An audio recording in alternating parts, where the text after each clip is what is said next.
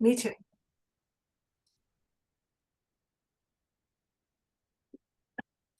Hi, everybody. This is Sandy and Jill, and we would like to thank you for taking time to learn about this particular notice that we're bringing you today. We hope that it'll be more clear for you to understand what is said in this notice.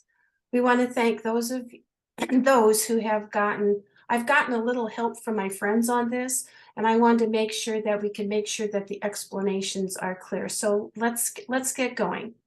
Okay, this notice has been written to Child Protective Services, partners, agencies, and state legislatures regarding some specific situations that is taking place in the state of Indiana. This situation is not unique to this family, as it's a common occurrence throughout the United States, as well as what is going on in Indiana. There are a few agencies. Some of them are called CPS and DCS, along with other names that they're taking the children without good cause. And when this happens, we are contacted to put this notice into effect to help the family. The main purpose of a notice is intended to instruct the people involved who are receiving this notice to tell them what they are doing and what they must do to fix the problem. These particular notices dealing with the issues of CPS and DCS, if often had much success in getting the children back immediately, and sometimes it has taken a while, or on occasion months upon months. So when putting these notices out, we are not saying this is a magic pill that will bring the children back immediately. It depends really on the personality and conviction and righteousness of the people who are receiving this notice. So let's go into this notice, as I will not read every word of it, but I will try to capture the features that are in here so that you, as a signer of these notices in a jot form format, will give you better understanding. You will know what you are signing and what you are trying to accomplish by using this notice if you would have to use it. Also, what we are trying to accomplish too.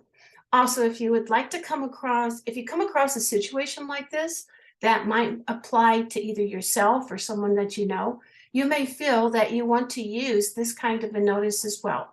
So let's begin. In reading, it says I, so that means this is the person who is signing the notice and you're going to be using an electronic programming called JotForm.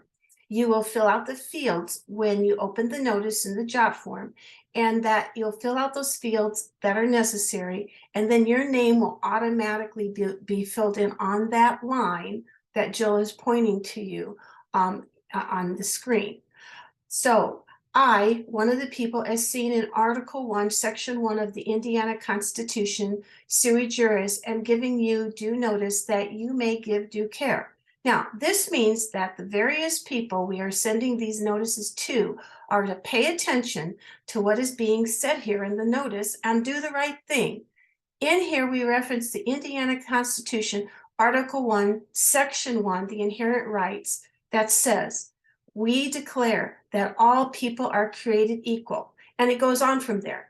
At this point, we, the people, are establishing by stating to whomever is receiving this notice that we, the people, and they must give, we, the people, that is the person who is signing this notice, must give us care that is required by their oath of office. Now, for the advancement of these ends, at the bottom of the article, for the advancement of these ends, the people have at all times an indefeasible right to alter and reform their government.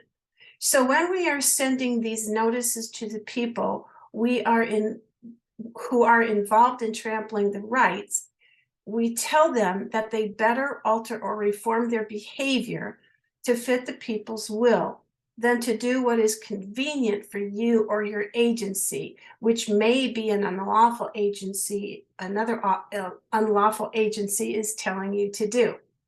Now, so let's go to this next part. Please take notice that the Indiana Constitution prohibits the taking of life, liberty, or property without due process of law. Okay, so let's look at the Constitution below.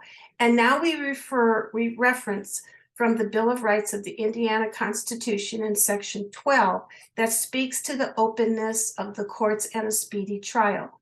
So in the Bill of Rights, Section 12, openness of the courts and speedy trial, it reads, all courts shall be open, and every person for injury done to him in his person, property, or reputation shall have remedy by due course of law. Now, what we are saying here is you may not mess around, waste time, or you may not hold the children unlawfully for extended periods of time, receiving the money from doing so when you're holding them back, and you must immediately respond. So it also says that no court shall be secretively conducted as an administrative court rather than a court of record where a jury is present. I will address the jury further in the notice.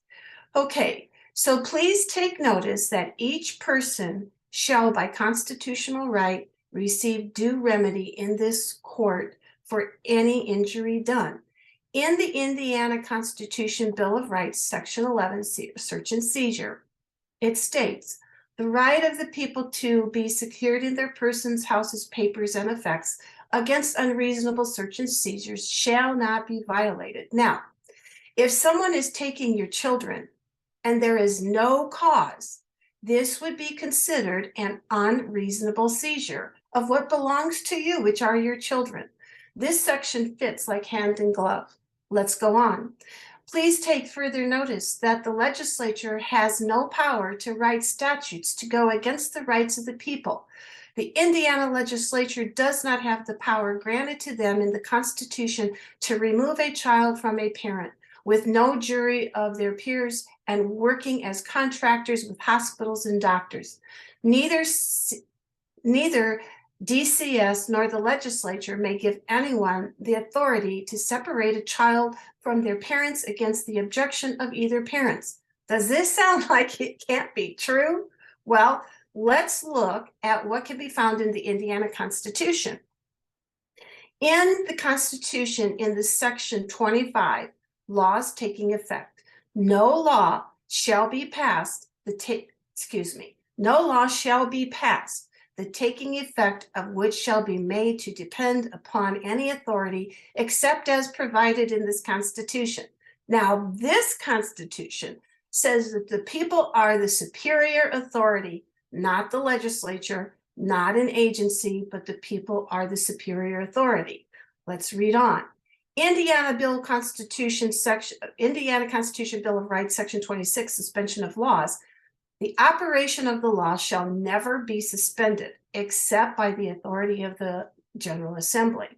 Now, so what we're saying here is the Constitution and the righteous laws cannot be suspended by the agencies just because it's merely convenient for them. TCS and CPS are agencies. They're not part of the legislature. It is usually a branch off of the executive, which then is causing confusion between the branches of government as well. Let's continue. So now we're including the following support.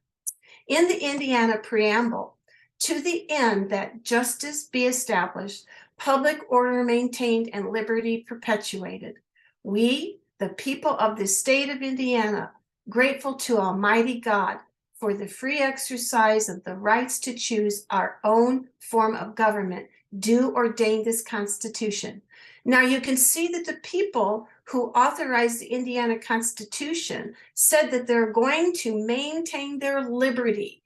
And that includes the liberty of parents to keep their children, and they want their children home and not to be taken from them. The next quote here is Miranda versus Arizona, as one of the statements was made in the court ruling. Miranda versus Arizona, where rights secured by the Constitution are involved, there can be no rulemaking or legislation which would abrogate them.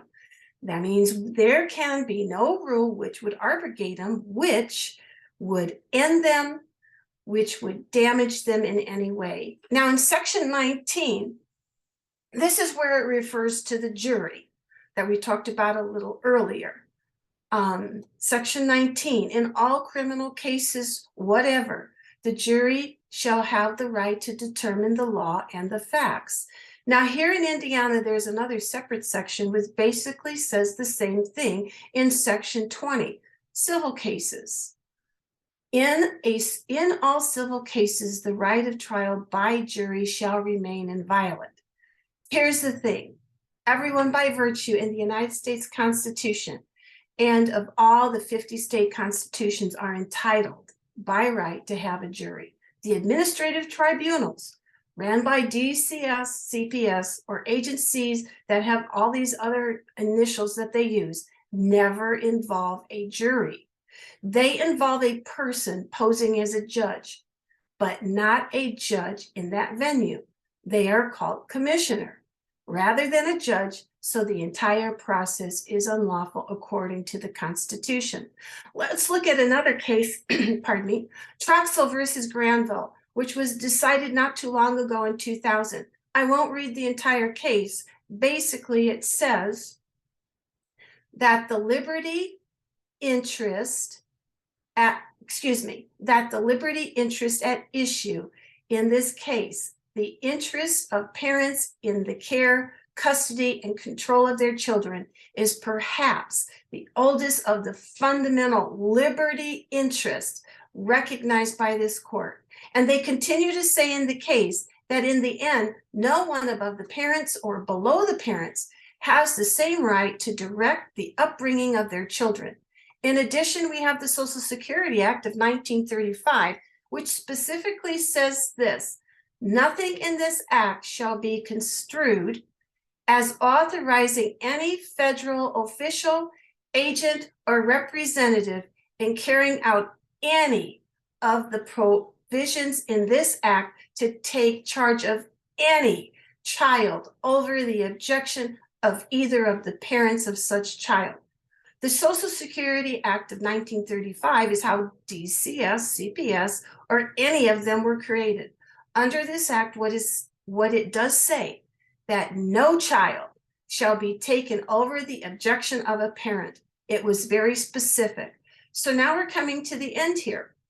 Please take further notice that the liberty of a mother, father, or grandparent in their child is not allowed to be interfered with by a state, an agency, a doctor, or a hospital in partnership. Your agreement with these agencies entitle for funds. This is a gross conflict of interest. Further on down, it says, it is my wish, demand, and requirement that you provide me with the constitutional grants of authority that give you power to take children from parents, preventing their care, custody, and control. I'm saying, as the person who signed the notice, to whomever reads this notice, you better show me in the Constitution, not your statutes, your constitutions, where you're given the authority. They will not find it. It's simply not there. Let's go on. Please take further notice that any attempt to take a child or separate a child without the judgment of a jury has found some harm. It is not lawful. So what happens is these children are taken. Parents are put in these legislative tribunals with no jury. There's actually no judge. And then the parents are required to jump through all these hoops that the agencies and tribunals have created to extend the time period that they are keeping the children away from their parents. In some cases, they sever the rights of the parents from the children arbitrarily without cause. So all of this is designed for them to get money from the federal government through the Social Security Act. Let's wrap up here.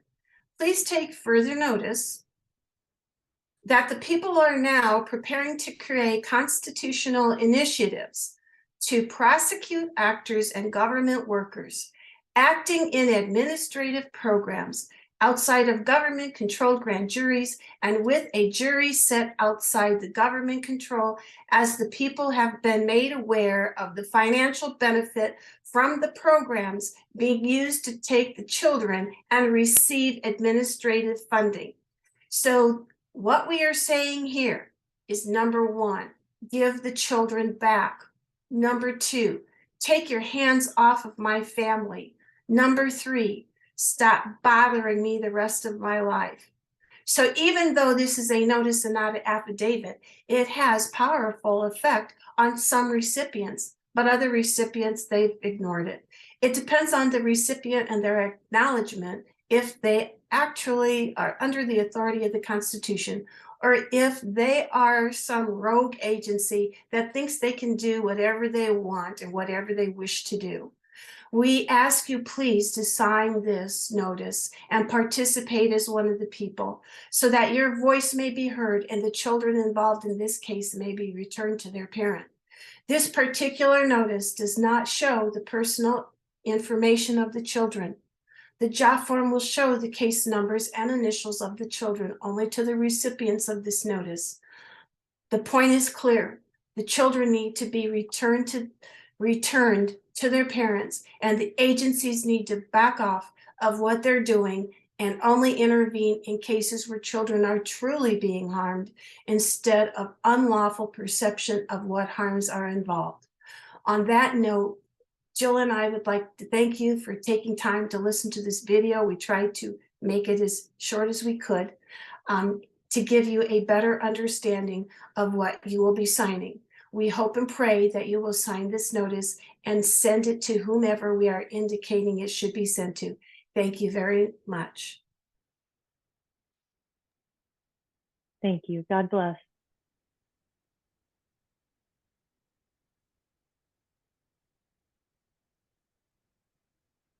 How long?